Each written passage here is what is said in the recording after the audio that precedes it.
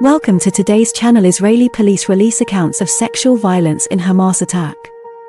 One of the least discussed atrocities in the October 7 Hamas attack on Israel is coming into horrifying focus tonight. Stories of women sexually assaulted and brutally killed tonight. Investigators from Israel are revealing eyewitness and victim accounts, some reviewed by NBC News. They describe gang rapes, the bodies of deceased victims bearing signs of mutilation, and what many endured in their final hours at the hands of terrorists tonight. President Biden calling the accounts appalling. The Israeli military meantime says it has killed several Hamas leaders as it steps up its ground war in the south, but that is also leaving Palestinian civilians with fewer and fewer places to shelter. We have to warn you tonight, some of the images and stories are quite graphic. Let's start with NBC's Hala Gorani. On October 7, Hamas attacked within Israel's borders with a wave of terror, murdering over 12,200 people including entire families, and Israeli investigators say there is growing evidence that Hamas unleashed another kind of horror against women. Something thinks so a horrific happened, and the world should know. We spoke to Merit Ben Meir, who's helping lead the investigation of allegations of repeated rape and sexual assault by Hamas. Where does your investigation stand? We have our eyewitnesses that are slowly arriving and giving testimonies, disturbing accounts about October 7th.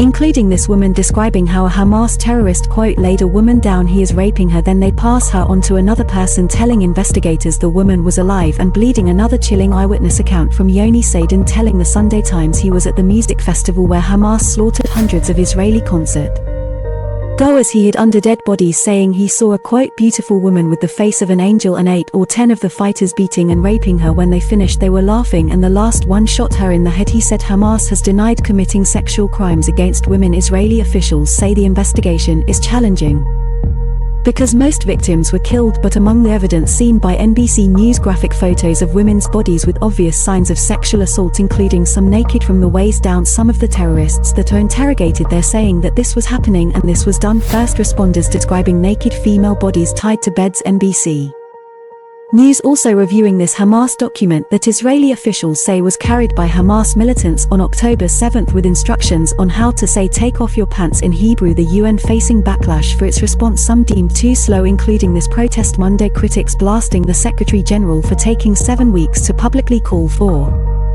an investigation of Hamas and sexual violence, and the agency UN Women for not putting out a statement until last Friday. Tonight the agency telling us in part within days of the horrific attacks, UN Women began offering concrete support to the UN Commission of Inquiry which is investigating these matters. We feel like the world has turned their backs.